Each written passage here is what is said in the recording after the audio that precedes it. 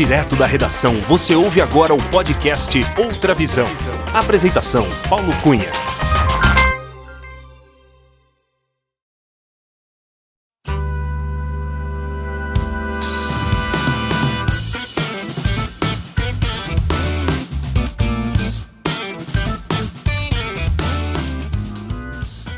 Olá, seja muito bem-vinda, muito bem-vindo ao episódio 68 do podcast Outra Visão.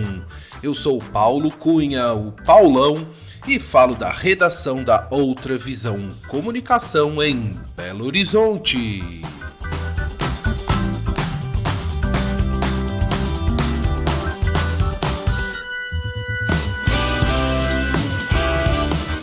A nossa entrevistada é professora do Departamento de Linguística da Faculdade de Filosofia, Letras e Ciências Humanas da Universidade de São Paulo, a USP.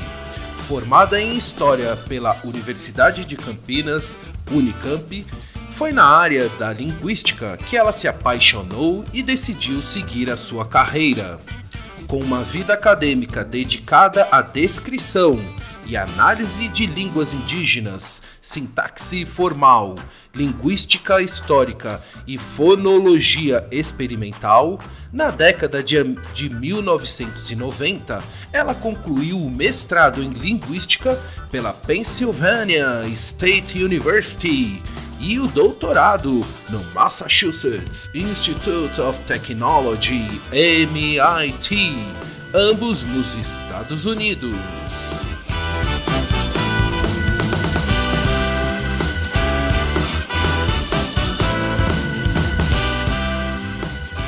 Já de volta ao Brasil, nos anos 2000, ela também concluiu 3 pós-doutorados na Universidade Federal do Rio de Janeiro, na Universidade de São Paulo e na University of Edinburgh, na Escócia, Reino Unido, respectivamente.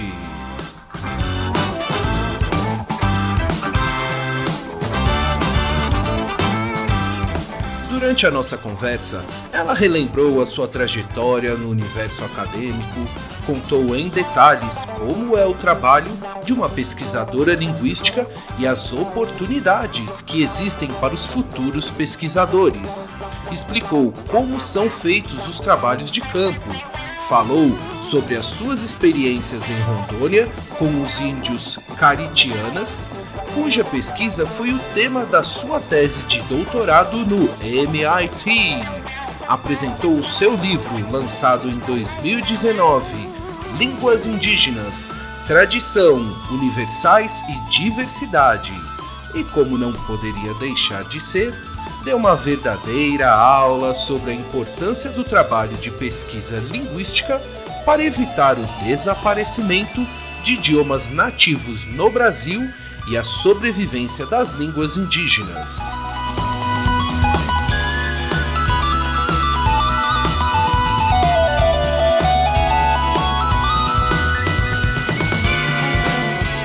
E é com muita alegria que recebemos neste episódio do podcast Outra Visão, Luciana Racanello Storto, a doutora Luciana, a mãe da Sara, a irmã da Paula, uma das mais respeitadas pesquisadoras linguísticas deste país, que eu sei tem muito a nos ensinar e várias histórias para contar.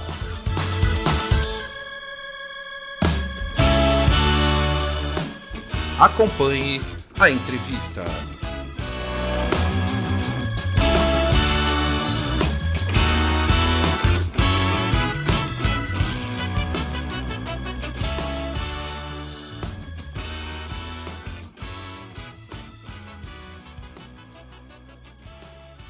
Alô, Luciana Racanello Storto. Tudo bem com você, Luciana?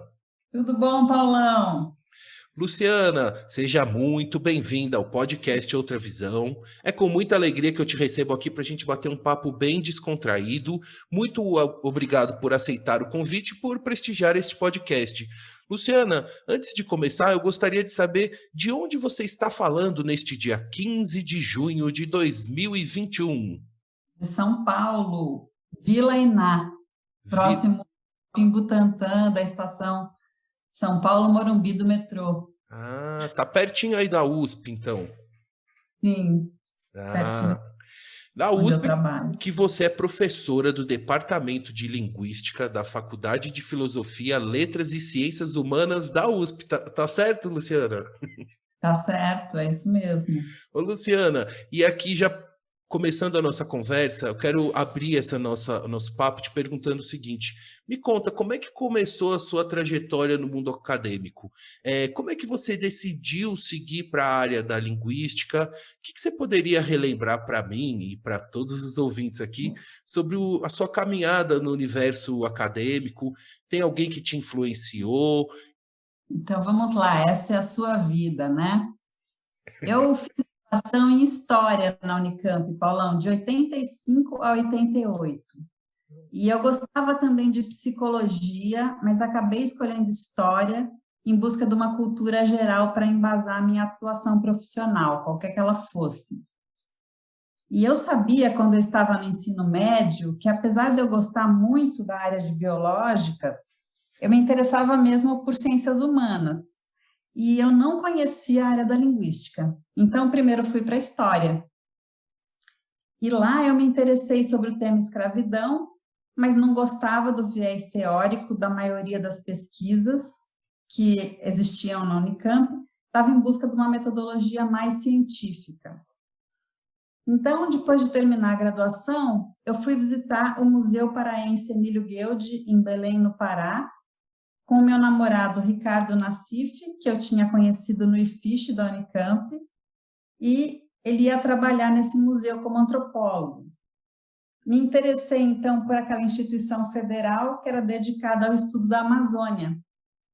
E lá eu conheci pessoas que faziam pesquisas, inclusive um linguista americano chamado Danny Moore. Não é a Demi, de Hollywood. É o Danny Albert Moore. De Daniel. É Dennis o nome dele. Ah, tá. E do meu namorado, né, que depois foi meu marido. E me interessei, então, pelo grupo de pesquisas do Danny e escolhi trabalhar com as línguas indígenas, que ele estudava, né, pensando em documentar a importância dessas línguas para a pré-história do Brasil. Porque o meu interesse sempre foi história, né? Aí é mais relevante estudar isso do que escravidão no Brasil, porque já tem muita gente trabalhando com escravidão, mas pouca gente trabalhava com línguas indígenas, né? Havia, na época, 12 pesquisadores no Brasil todo trabalhando com esse tema. Incrível, né?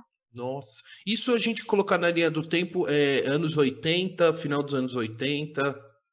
Eu comecei na linguística mais ou menos no fim dos anos 80, e fiz um projeto de pesquisa com o Danny em 92, e aí fui fazer pós-graduação em 94. Uau! Então, só recapitulando, você então essa viagem para Belém, essa ida para Belém, ela foi um divisor de águas também na sua decisão, né, de que caminho que realmente você ia seguir, né? Como é que foi essa ida, assim? É interessante como uma viagem muda a sua vida, né? Eu comecei a estudar linguística só depois dessa viagem mesmo. O Danny Moore, que foi meu orientador durante muitos anos, ele me indicou que cursos de linguística fazer, como trabalhar com línguas indígenas. E aí eu tive a oportunidade de estudar no exterior, fazer mestrado e doutorado no exterior, e passei para a área da linguística. Olha, então, mas no Brasil, o seu estudo de linguística, você teve depois da história, e você fez a pós e doutorado já focada na linguística. Foi assim, o meu marido foi fazer doutorado em Stanford, mestrado em Stanford, na Califórnia, isso em 88. E eu era namorada dele, a gente se casou e foi. E lá eu fiz 11 cursos de linguística como ouvinte em Stanford. Eu decidi que realmente eu queria fazer linguística, mas a linguística é uma área muito técnica, é muito difícil, não parece humanas, né? É uma das áreas mais científicas dentro das humanas. E eu não sabia se eu ia ser boa nisso, então eu pensei, se eu não fizer linguística profissionalmente, eu posso fazer historiografia da linguística indígena, mas eu me apaixonei pela área e me dediquei a isso daí em diante. Então a gente pode marcar que a partir desse ano de 88, você mergulhou no universo da linguística e dedicou sua vida acadêmica, né, e sua vida, né, trabalhando com isso. Isso, eu larguei a história e fui para a linguística, mas eu ainda faço linguística histórica, né? Eu ainda me interesso pela história. E isso que eu ia te perguntar, como que a sua formação como historiadora te ajuda e ajudou, né, em todo esse trabalho que você desenvolve de pesquisa linguística? Na verdade, eu não sabia como as línguas indígenas são importantes para a história do Brasil, e fiquei sabendo ao estudá-las, né? Então, por exemplo, muita gente não sabe que no Brasil foram faladas línguas indígenas por mais de 200 anos, como as línguas mais faladas, né? Então, no sul, no sudeste, foi a língua geral paulista, e na Amazônia, a língua geral amazônica ou Inhengatu. Aqui no sudeste, no século XVII, e lá no século XVIII. Eram as línguas da colônia, né? Então, os bandeirantes falavam língua indígena, eles não falavam português. O português só se solidificou depois, né?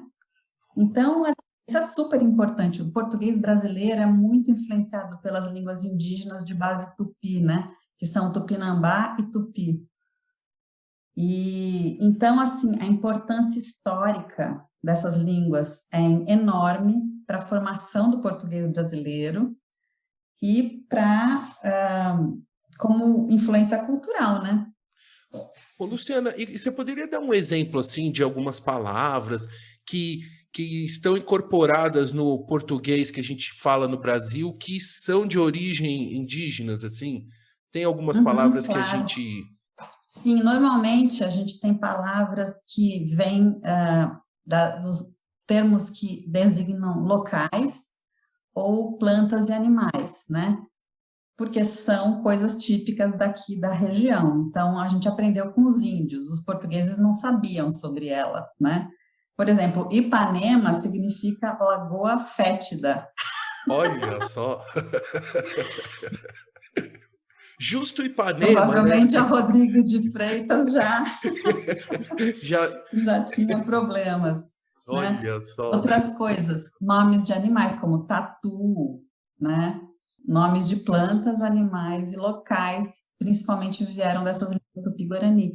Mas o que as pessoas não sabem é que também os sons do português brasileiro, comparado com o português europeu, são influenciados pelas línguas indígenas. As nasalidades que a gente tem no nosso som, né, do nosso português. E também a sintaxe, a gramática.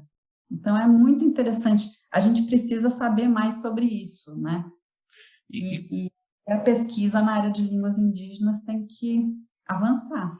Então, quando você diz isso, é sobre o som, né? A sonoridade da língua, né? A nossa língua, tanto que as canções, né, na música, o português se destaca pela forma bonita, né? Das palavras, do som, né? Sim. Essa coisa de consoante, vogal, né? A gente pronuncia com um ritmo diferente do português europeu, né? Onde você ouve mais só consoante e as vogais são diminuídas no final das palavras, né? Aqui não, a gente tem essa nasalidade, essa sonoridade, essa métrica, que tem muito a ver com as línguas indígenas. Mas isso ainda precisa ser estudado. Então, aí é o gancho para eu te perguntar o seguinte. Luciana, eu gostaria que você explicasse para mim e para os nossos ouvintes como é o trabalho de uma pesquisadora linguística? Como é que é o trabalho de pesquisa para evitar o desaparecimento de idiomas nativos do Brasil e a sobrevivência das línguas indígenas, que eu sei que você é especialista nesse assunto? Sim, então, a linguística é uma área de estudos fascinante. Ela é uma das disciplinas mais científicas dentro das ciências humanas, porque as línguas, elas são bem estruturadas, elas têm muitos sistemas que devem ser descritos. Então, os sistemas de sons, os sistemas de formação de palavras, orações, sentenças, você tem regras, né? E são regras que estão embutidas nelas porque elas são objetos naturais. A gente tem que estudar como um objeto natural, né? Então, é interessante porque elas têm essa lógica interna. Ao mesmo tempo, elas são resultado da história e da sociedade. Então, elas têm esse viés humanístico. Por outro lado, tem um viés que é biológico, porque só o ser humano usa línguas e essas línguas têm algo que são universais. Todas as línguas têm universais. Então, a ciência linguística procura saber o que é universal e o que é particular, como é a diversidade, até que ponto ela vai, né? Então, assim, tem um interesse científico muito grande pelas línguas do Brasil, no mundo todo, porque estão entre as línguas menos conhecidas do mundo, por isso a gente consegue bolsa de mestrado, doutorado para estudar no exterior, porque realmente o assunto é interessante para o mundo todo, né? Mas tem também essa coisa da história. Conhecendo as línguas, a gente pode conhecer um pouco da nossa pré-história, porque eram essas línguas que estavam aqui no passado, né? E se a gente, por exemplo, compara o vocabulário de parentesco, a terminologia de parentesco para falar de parentes, né? Das várias de uma família linguística, você pode reconstruir, tiram nas línguas mães que já estão extintas. Então, línguas de 2.000 anos atrás, 4.000 anos atrás, 5.000 anos atrás, você pode reconstruir a história, a organização social daqueles povos que não existem mais. Então, a linguística, junto com a arqueologia, a antropologia, tem todo um trabalho para fazer, né? De descrição. Uau! E, Luciana, me explica como é que é o trabalho de campo para essas pesquisas e esses estudos? Tá, então, o trabalho de pesquisa que a gente faz para evitar o desaparecimento das línguas indígenas, né? A gente tem que trabalhar em colaboração com as comunidades de falantes. Tem que ser uma coisa que é boa para os dois lados, para a ciência e para os falantes, né? Então, uma coisa que a gente faz é, por exemplo, contribuir para a elaboração de ortografias, né? E também materiais didáticos para as escolas. E a gente coordena, então, projetos que são feitos por nós, mas também por eles, pelos próprios falantes. E é claro que a ortografia que você propõe tem que ser uma coisa que os falantes gostam, que eles aprovam. Então, tem toda uma política que você tem que fazer junto com os falantes, né? A nossa esperança é que os falantes se tornem profissionais da área de educação, trabalhem com sua língua, com sua cultura dentro da escola, e que com isso a gente passe a cada vez valorizar mais essas línguas como patrimônio imaterial do Brasil, né? E que eles possam ser professores nas universidades ensinando essas línguas, e que eles possam trabalhar com antropólogos, arqueólogos, museólogos, montando exposições que possam ser vistas por todo mundo, não só no Brasil, mas no exterior, né? Uhum.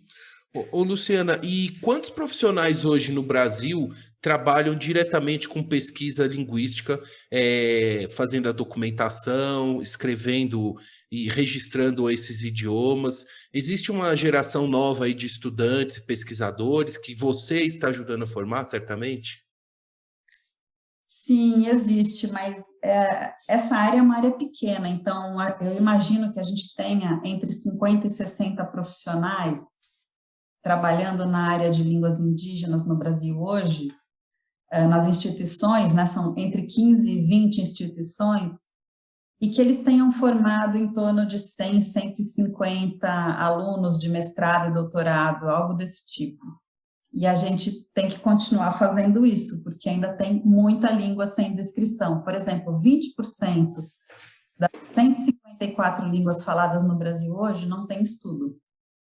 Calma, repete que essa informação é importante, por favor. 20%, né, das 154 línguas faladas no Brasil hoje não tem nenhum estudo. Então, ainda tem bastante trabalho a ser feito, né? Umas 50 pessoas para fazer esse trabalho, que é bastante coisa. Uau! Então, quer dizer, é uma área de estudo, né, e de pesquisa com grandes possibilidades, né, para quem quer seguir a carreira e quem quer ingressar nessa área, né, Luciana?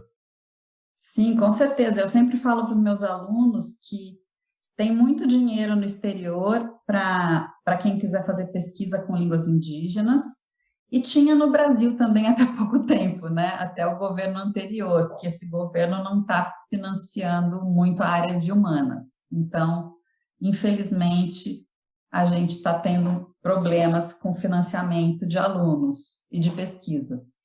Mas no exterior tem muito interesse e eu recomendo para os alunos trabalhar nessa área, que eu acho que tem um grande potencial de crescimento ainda. Luciana, eu assisti um vídeo seu recente da FAPESP e que você estava apresentando um pouco sobre a sua última pesquisa e você fala sobre as áreas multilingües que nós temos no Brasil. Onde estão essas áreas e quantas línguas são faladas? Você até já adiantou um pouquinho, mas me explica, aonde estão localizadas geograficamente essas regiões onde tem tantas línguas ainda para ser estudadas? Isso aí é uma coisa que a gente nem sabe que existe, né? Áreas em que as pessoas são poliglotas, em que há multilinguismo. Os indígenas são poliglotas, né? Então é aquela coisa.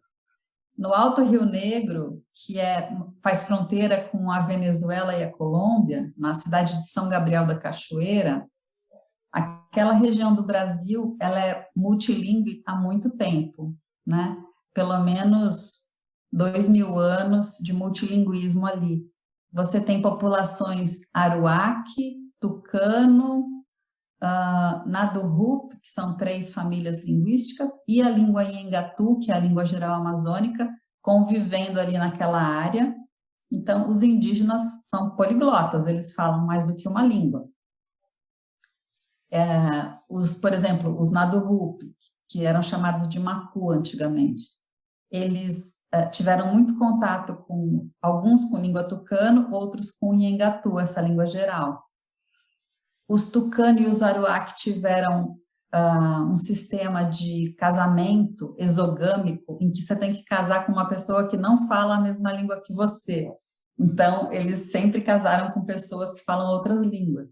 E como os pais deles também tiveram isso, você imagina a riqueza cultural em uma única família, né? Cultural e linguística. Então, tem muita riqueza no Brasil que a gente nem sabe que existe, né? Linguística e cultural. A gente não pode deixar esses povos desassistidos, esses temas de pesquisa sem ser estudados, porque é a nossa história, né? A gente tem que levar isso a sério. Por isso que eu faço podcasts e cursos EAD para procurar divulgar essa área. Ah, que legal. Luciana, e você esteve pessoalmente em campo, fazendo esses estudos? Me conta um pouco dessa sua experiência, assim, a sua experiência pessoal e, claro, também profissional, de ter o contato com as comunidades, com as tribos. Como é que era, como é que foi a sua primeira visita em campo? Como é que está hoje? Dá uma visão para a gente, assim. É uma aventura, né? Para trabalhar nessa área, você tem que ser aventureiro. Quem é muito medroso não dá certo. Eu achei que a experiência multicultural seria mais interessante do que os reveses, né? Então, fui lá para Rondônia trabalhar com os Caritiana, eles estavam precisando de linguista, e o meu orientador, o Danny Moore, indicou que eu fosse para lá, porque eles queriam corrigir o dicionário que o missionário tinha feito. Então, tinha uma ortografia da qual eles não gostavam, e eu fui lá para ajudar. nós fizemos reuniões com a comunidade, até decidir como seria a minha atuação com eles, de maneira que fosse bom para mim e para eles, né? Eu fiz meu mestrado, doutorado, minha carreira com a língua deles, e eles tiveram em troca uma ortografia, um projeto de alfabetização de 4 anos. Eu escrevi livros, cartilhas, material para eles, né? Então, a experiência foi excelente, mas a parte difícil é que leva um tempo para a gente entender a cultura do outro, né? Então, essa coisa de preconceito que o ser humano tem, né, com quem é diferente, isso é típico da ignorância, né? Você precisa conhecer melhor para interpretar, você não pode interpretar as coisas que você vê de uma maneira superficial. Então, por exemplo, uma coisa que aconteceu, que no projeto de alfabetização, eu percebi que eu ficava 1 ou 2 meses na aldeia e depois eu ia embora estudar meu mestrado, meu doutorado, aí eu voltava, todo ano eu voltava. E a gente tinha combinado que a gente ia ter produção de material, então gravações, transcrições de textos na minha ausência. E quando eu voltava, ninguém tinha feito nada. Nossa. Eu fiquei pensando, será que eu estou forçando a barra, que eu estou, né, sei lá, projetando uma expectativa minha sobre eles? E com o tempo, ao conversar com as pessoas, eu percebi que não, eles estavam realmente interessados. Só que na cultura deles, quem faz qualquer atividade tem que ser dirigido por um chefe. E o chefe era eu. O chefe da língua era eu. Quando eu saía, ninguém podia fazer nada, seria uma falta de educação na cultura deles, passar por cima da minha autoridade, entendeu? Olha. Então, aí a gente fez uma eleição de um chefe da língua para ficar no meu lugar quando eu não estivesse lá, e aí eles produziram 60 páginas de texto em 1 ano, que foi muito legal. Quer dizer, outra pessoa que não tivesse percebido essa diferença cultural poderia ter achado que eles são preguiçosos, que eles não estão interessados. Percebe como isso? O diálogo entre as culturas é complexo, não é uma coisa que é automaticamente fácil de resolver, sabe? Então, essa é uma coisa que me impactou muito, assim, além de ser uma aventura, ir para outro mundo, comer outras comidas, viver de outra maneira, tem a coisa de aprender a entender o outro que é diferente de você, né? Não pense da mesma maneira. Sim, sim. Ô, Luciana, e nesse contato que você teve com os caratianas, tá certo? Caritianas. Como é que vocês se comunicavam assim no início? Você já tinha algum mínimo conhecimento da língua deles? Ou era no português? Como é que era? Eu tenho curiosidade em saber, assim, porque como é que era essa interação? O linguista, quando ele vai estudar uma língua, ele primeiro lê tudo que foi escrito sobre aquela língua, né? Mas aí, quando você chega lá, cada comunidade tem uma realidade. Então, os caritianos já falavam português, então não tinha problema de comunicação. Mas se você vai trabalhar com um povo que não fala português, você vai ficar sem essa língua de comunicação. Aí você vai ter que aprender antes de começar a trabalhar, né? Então, com eles foi mais fácil. Eles estão muito próximos de Porto Velho, que é a capital de Rondônia, e eles têm muito contato com a comunidade envolvente, né? Mas, ao mesmo tempo, eles conseguiram manter muita coisa tradicional, como todo o sistema de casamento entre eles, né? As regras de casamento e as narrativas que os mais velhos contam para os mais jovens. Tinha muito material que eu gravei e foi muito legal. Eu tenho essa documentação até hoje, eu não dou conta de produzir livro e material, é infinita a quantidade de coisas que eu ainda tenho que produzir até o fim da carreira. Mas já está tudo documentado e de alguma forma resguardado, né? Para que isso não se perca, né? Eles me pediram isso, que a gente gravasse com os mais velhos as histórias antigas, não só a mitologia, mas também a história da comunidade, como a aldeia atual se formou, etc. Eu gravei muita coisa e agora estou começando a publicar, porque leva muito tempo para você dominar a língua e poder traduzir, transcrever de uma maneira que faça jus ao material, né? não infantilizar a narrativa indígena, mas escrever como uma mitologia mesmo, né? Uau, que interessante. E é desde 1991 que você faz esse trabalho com os índios caritianos, tá certo? Sim, tá certo. E quantas vezes você já esteve pessoalmente lá? E como foi a sua última passagem? Quando você esteve pela última vez lá? Tem planos de visitar? Dá um apanhado, assim, dessa linha do tempo, né? De tantas vezes que você esteve lá. Sim. Eu comecei, então, em 91, né? Fiz o primeiro encontro com eles para a gente negociar meu trabalho lá. E de 92 em diante, eu comecei a ficar 1 mês, 2 meses por ano trabalhando com eles nos projetos. E mais ou menos até 99, eu ia todo ano e ficava 1 ou 2 meses. Mas aí depois que eu fui contratada na USP, em 2003, ficou mais difícil ir, né? Então, quando você tem filho, quando você é contratado, você tem outras obrigações que não te permitem ficar 1 mês, 2 meses fora. Então, aí o que eu fiz? Eu procurei trazer alguns caritianos para São Paulo. Então, a gente fazia isso, eu pagava a passagem deles com projeto de pesquisa e eles ficavam aqui uma semana, 2, trabalhando comigo e com meus alunos. Então, ao invés de eu levar 10 alunos, eu e meus colegas, que tínhamos alunos que queriam trabalhar com línguas indígenas, a gente trazia os indígenas até nós para poder fazer essa pesquisa, né? E eu já tinha uma boa relação com vários deles, ficavam na minha casa no início, depois a gente arrumou hotel, hostel para eles ficarem. Então, a gente foi fazendo isso nesse período em que tinha pouca verba para pesquisa, para os alunos irem, né? Então, em algumas ocasiões, você chegou a levar alunos também. Sim, a gente chegou a levar alunos quando teve verba para levar 10 alunos, a gente levou. Ficamos em Porto Velho, trabalhando com os indígenas lá, porque ir para a aldeia é mais complicado, você precisa de autorização da FUNAI, você precisa de autorização de conselho de ética, né?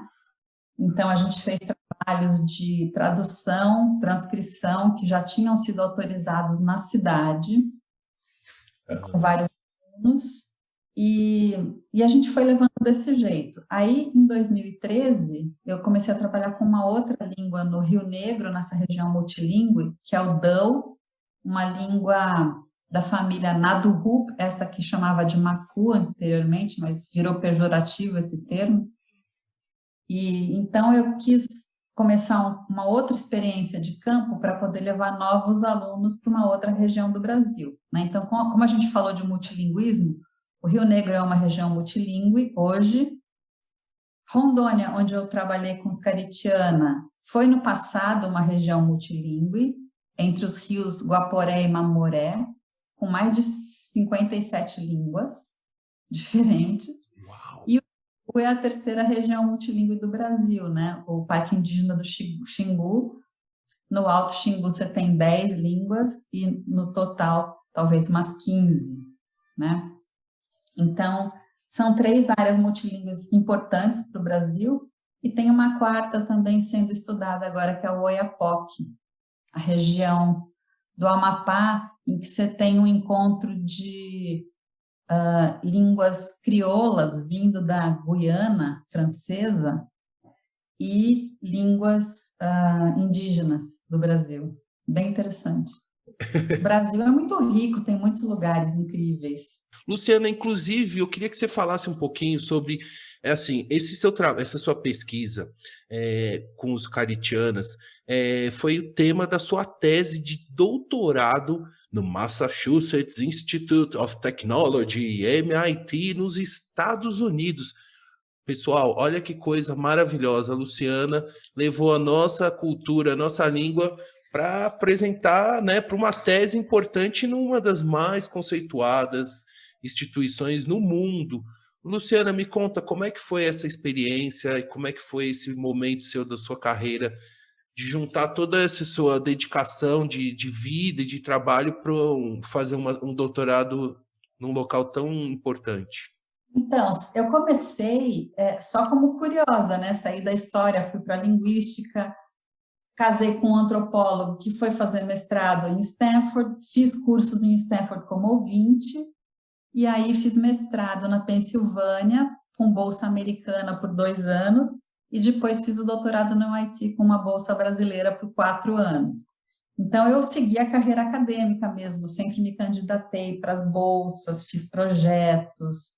É uma vida dedicada a isso, né? Escrever projetos, ler artigos para embasar bem esses projetos. E o MIT, eu praticamente achei que eu não ia ter chance de entrar lá, porque dentre as várias universidades que eu queria ir, né, eu prestei para umas 10 universidades nos Estados Unidos. O MIT era onde eu mais queria ir, mas eu achei que eu não teria chance, porque eles não têm uma tradição de línguas indígenas lá. Eles são um curso teórico, né, a linguística teórica. E aí, eu mesmo assim sabia que havia um professor da área de indígenas, que é o Ken Hale, que foi o meu orientador, e eu escrevi uma carta para ele explicando por que eu me interessava por trabalhar lá com ele, porque eu achava que as línguas indígenas eram importantes para o MIT e o MIT para as línguas indígenas, então fiz essa questão e mandei o meu projeto e fui aceita. Foi uma surpresa eu ter sido aceita, né? Porque, na verdade, o MIT não tinha tradição de trabalhar com diversidade linguística, mas mais com teoria. Então, essa importância da diversidade e da teoria, para mim, é fundamental. A minha carreira toda eu estou lidando com essas duas questões, né? As línguas são importantes para a teoria e a teoria é importante para as línguas. Então, você não pode falar que uma teoria é válida se ela não der certo para todas as línguas. E aí as línguas podem testar a teoria. Ao mesmo tempo, as teorias estão erradas, porque elas propõem universais que não existem. Então, por outro lado, as línguas, elas falsificam as teorias, né? Então, é interessante, a língua pode corroborar ou falsificar a teoria, mas a teoria te ajuda a descrever a língua. Então, foi essa questão que me interessou lá no MIT. E eu tive bolsa do CNPq para estudar lá por 4 anos e meio, que foi um privilégio, né? Não é sempre que as agências de pesquisa brasileiras conseguem financiar pesquisa no exterior para os brasileiros. Eu peguei uma fase boa. E isso, para a gente colocar na linha do tempo, foi mais ou menos em que ano, Luciana? Que ano que você... Meu doutorado foi de 94 a 99. Mas você já estava nos Estados Unidos antes disso também? Ao todo, você viveu quanto tempo lá nos Estados Unidos? Eu morei 2 anos, de 88 a 90. Depois vim para o Brasil fazer pesquisa de campo. Aí fui em 94 para o meu mestrado, fiquei 2 anos e 4 anos e meio para o doutorado. Então, ao todo, 8 anos e meio. Uau! Bastante tempo. Bastante tempo. Luciana, é o seguinte, acabei de receber aqui uma mensagem enviada, uma pergunta enviada pela nossa ouvinte, Paula Estorto. Paula, sua irmã, mandou aqui uma pergunta, que na realidade, Luciana, são 2 perguntas. Primeiro, ela quer saber, ela quer que você relembre quando você levou uma pequena encomenda para o Noam Chomsky e também contar a história de quando você dançou carimbó num evento super importante para doadores americanos. Luciana, é pergunta da Paula, tem que... Pergunta para esculachar a minha entrevista. tem que... Pergunta de irmã. Então, foi engraçado, são 2 causos, né, que acontecem na vida da gente. Eu era aluna no MIT do Noam Chomsky, que é o linguista mais famoso do século XX, né? Ele revolucionou a linguística mudando a maneira como a gente pensava sobre as línguas. A gente descrevia as línguas para fazer gramáticas, e ele propôs que a gente comparasse as línguas em busca de uma gramática universal, daquilo que é universal a todas as línguas. Então, eu entrei na MIT em busca de universais para as línguas indígenas e acabei encontrando coisas interessantes nessa língua que eu estudo, caritiana, que tem semelhança com línguas germânicas, por exemplo, na estrutura das sentenças, das orações. E aí o Chomsky estava vindo da palestra no Brasil e eu era aluna do MIT e vinha todo ano fazer trabalho de campo na Amazônia. E ele fez uma das suas palestras em Belém e comprou uma urna marajoara de cerâmica em Mosqueiro, eu acho, onde eles vendem essas urnas para turistas, imitando a cerâmica original marajoara. Só que ele não pôde levar, porque a urna não ficou pronta, e ele me pediu se eu podia trazer a urna para ele quando eu voltasse do campo. Nossa. E eu andar com aquele caixote de madeira com uma urna dentro, e eu não sou nada jeitosinha, entendeu? No aeroporto, com minhas malas e aquilo, passando pelo customs e todas as barreiras, né, alfandegárias, e chegou uma hora que eu deixei cair e fiquei apavorado de ter quebrado a urna marajoara do Chomsky, mas no final não quebrou e deu tudo certo. Trouxe para Boston e eles foram buscar na minha casa a tal da urna. Uau! Eu prestei serviços a um grande linguista. Exatamente. E agora está registrado, hein? Está registrado. Agora está registrado, ele não pode... E o carimbó, Luciana? E o carimbó, eu sei que foi um evento importante aí para doadores americanos. Como é que é? Isso aí é engraçado. Isso aí aconteceu o seguinte, eu tinha uma colega que era linguista também de línguas indígenas, que tinha nascido na Amazônia, em Santarém, a Ana Villaciga Lúcio. E ela conseguiu, de doadores em Ohio, doadores americanos, uma bolsa para ela fazer o Linguistic Institute, que é um curso de verão lá em Ohio, na Universidade Estadual de Ohio. E aí a gente foi, todo mundo que participou do curso junto com ela, a gente foi a um churrasco desses doadores, dos fazendeiros de Ohio, e eles pediram para a gente fazer alguma coisa típica do nosso país. E eu sou de São Paulo, eu não sei nada típico da Amazônia, né? Mas a Villaci é da Amazônia e outros eram, então a gente tinha uma fita cassete de carimbó e colocamos a fita para tocar na festa e dançamos carimbó, como se a gente fosse dançarinos típicos da região. Mas eu sou de São Paulo, eu nunca tinha dançado carimbó na minha vida. Então foi uma coisa engraçada que a gente fez para agradar o pessoal, mas que... E representou o Brasil, né? Para representar a nossa cultura. Ô, Luciano, eu fiquei com uma curiosidade aqui. Quantas línguas você domina? Quantas línguas você fala? Porque o caritiana, com certeza, você domina. Bom, português, o inglês, mas me fala, quantas você, assim, fala? Uhum.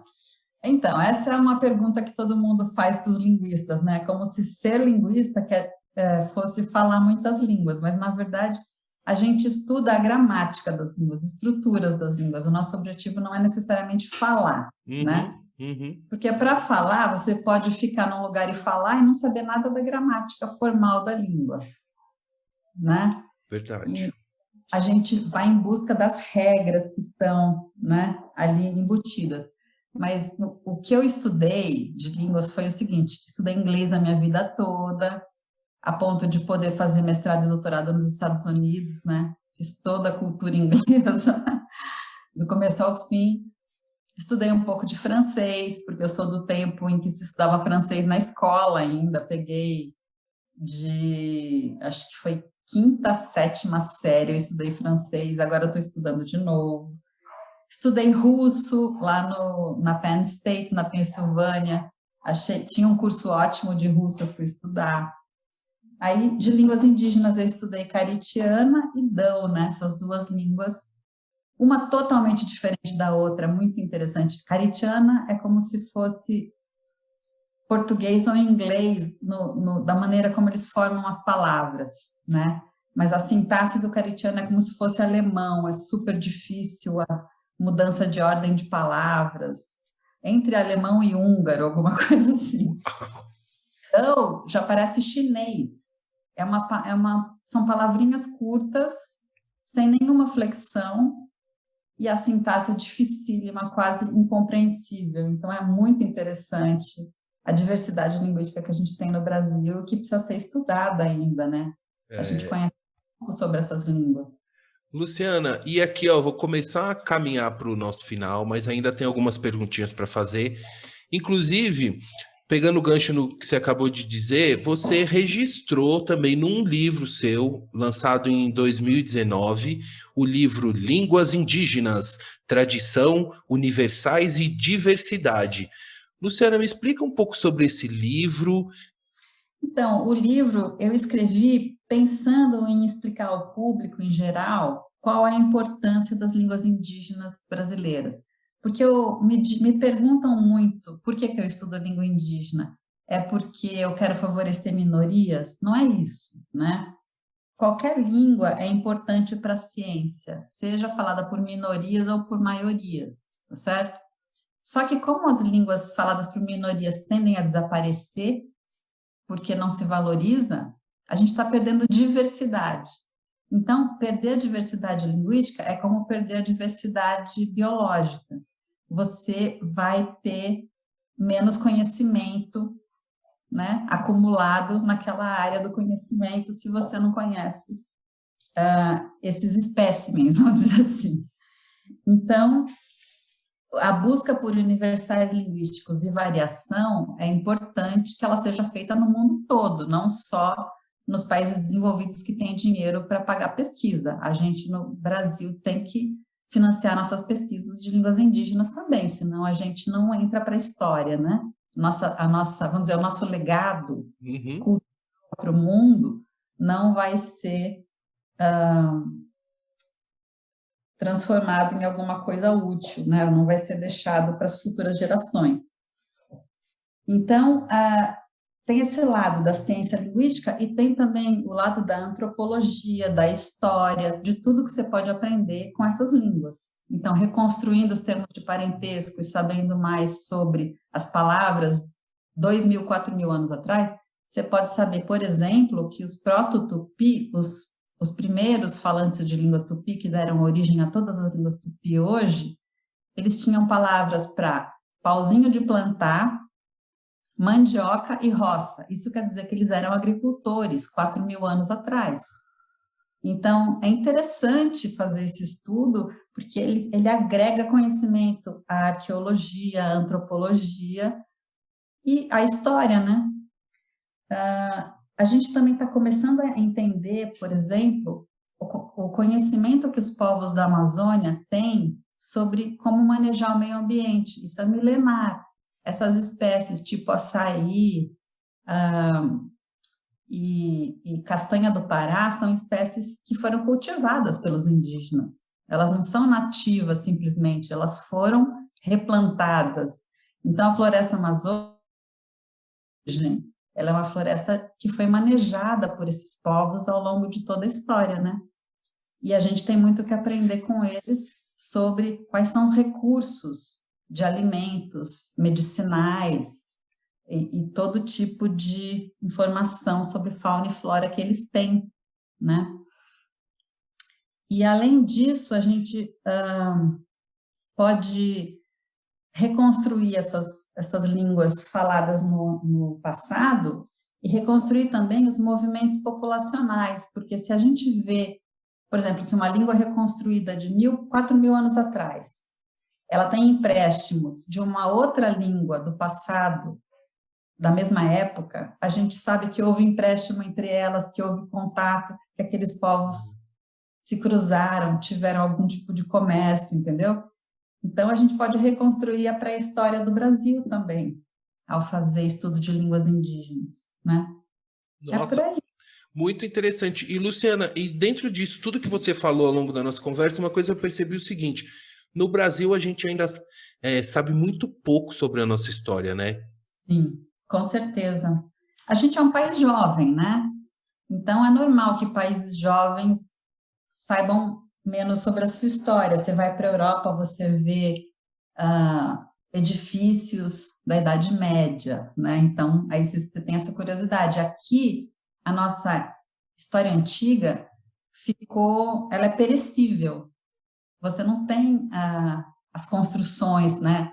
A gente não tem construções de pedra, a gente tem construção de madeira e de palha, então leva mais tempo para conhecer a nossa pré-história do que a pré-história de civilizações que usaram materiais como pedra, né? Mas os arqueólogos já estão mostrando que havia hieroglifos, havia formações que você pode ver do céu hoje, de satélite, né? Dentro da Amazônia, você tem essas geoglifos, que eles chamam, né? E junto com a arqueologia que identifica antigas aldeias, por exemplo, você começa a descobrir que havia caminhos entre as aldeias no Xingu. Então, você tem ali os caminhos entre as diversas aldeias. Isso, junto com a linguística, junto com a etnologia, né? A gente pode reconstruir um passado, construir nossos museus, construir um legado cultural para deixar, não só para os nossos filhos, mas também para talvez explorar economicamente em forma de turismo, né? Porque o turismo do Brasil é só praia ou floresta. Talvez a gente possa oferecer um turismo cultural também no futuro, né? E potencializar isso como uma indústria do Brasil, assim. Eu acho que as ciências humanas têm esse potencial econômico também, que não é muito valorizado, mas devia ser. Inclusive, você está falando uma coisa, Luciana, que eu já recebi aqui uma professora de turismo aqui no podcast Outra Visão, a Beth Wada, que ela falou exatamente o que você falou, que nós temos que olhar, ficar de costas para a praia e olhar para dentro do Brasil, né? A gente só está olhando para o mar e fica de costas para o nosso país, né? Então, assim, a gente fala das maravilhas de outros continentes, mas a gente não se interessa pelas maravilhas do nosso continente. Né? Muito, muito bacana. Eu queria que você desse uma visão geral sobre como é o trabalho dos pesquisadores linguísticos em outros países. Tem algum país ou alguns países que se destacam, são referências nessa área? Tem. Vários países têm línguas nativas, né? Então, você vê, por exemplo, a Austrália e a Nova Zelândia, por exemplo. Tem muitas línguas indígenas e aborígenes lá que são estudadas por aquelas populações que vieram de colonização inglesa, né? E o pessoal na Europa valoriza muito a cultura, a ciência, e então você tem na Austrália e na Nova Zelândia uma linguística indígena, vamos dizer assim, muito mais desenvolvida que no Brasil, porque a gente não tem verba do mesmo jeito que eles têm, nem tem incentivo, né, para isso. Mas eu acho que agora que a gente já tem, vamos dizer, um mínimo de professores, pesquisadores formados nessa área, a gente tem que aproveitar para avançar nessa área, né? Então, usar o que eles fizeram lá como modelo para fazer aqui também, né? Museus e instituições de ensino e pesquisa que valorizem a cultura e línguas aborígenes ou indígenas, no caso da Nova Zelândia. Eles se destacam. Na América do Norte tem também bastante trabalho, porque os indígenas americanos foram bem estudados, né? Mas o problema nos Estados Unidos é que a colonização foi muito violenta e ela destruiu as culturas indígenas antes de ter conhecido muito bem essas culturas. No Brasil, a gente tem a sorte de ter tido a Amazônia como uma barreira para a colonização. Então, não se adentrou na Amazônia até o oeste, como aconteceu nos Estados Unidos, né? Então, a gente tem que aproveitar essa sorte que a gente teve e potencializar a importância da Amazônia não só enquanto floresta, mas enquanto fonte de cultura, de conhecimento, né, humano, que realmente a gente tem para deixar como legado para o mundo todo, não é só nosso, né?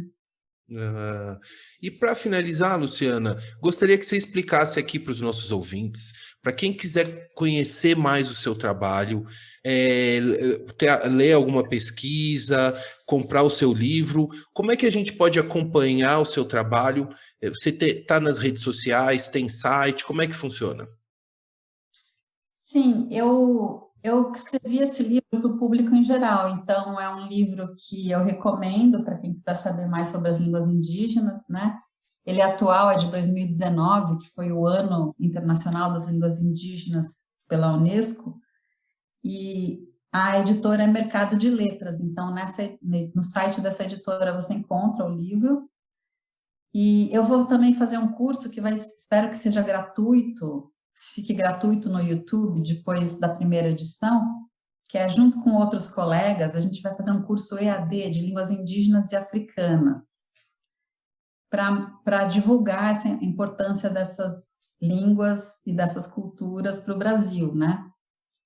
E então a Associação Brasileira de Linguística, Abralim, vai oferecer agora em julho esse curso pela primeira vez, só para quem é associado. E depois disso, eu espero que a gente deixe essas gravações no YouTube para qualquer um acessar. E é isso. Você pode achar também no meu currículo Lattes as minhas publicações, mas aí publicação técnica, eu acho que não é tão interessante quanto esses dois produtos, o livro e o curso EAD da Abralim. Então, até avisando você, Luciana, e todos os ouvintes, que no site do Podcast Outra Visão, que é o podcastoutravisão.com, eu vou deixar todos os links da Luciana para todo mundo ter acesso a comprar o livro, e também a Associação Brasileira de Linguística, também vou deixar os links lá, o do YouTube, e aí depois eu atualizo direitinho. Então, Luciana, para a gente fechar a nossa conversa, eu quero agradecer muito a você pela confiança e pelo carinho aqui de prestigiar o podcast Outra Visão. Agradecer a todos os ouvintes que nos acompanharam até aqui, a toda a família Racanelo Estorto, que certamente irão ouvir essa entrevista até o final. Um beijo para toda a família.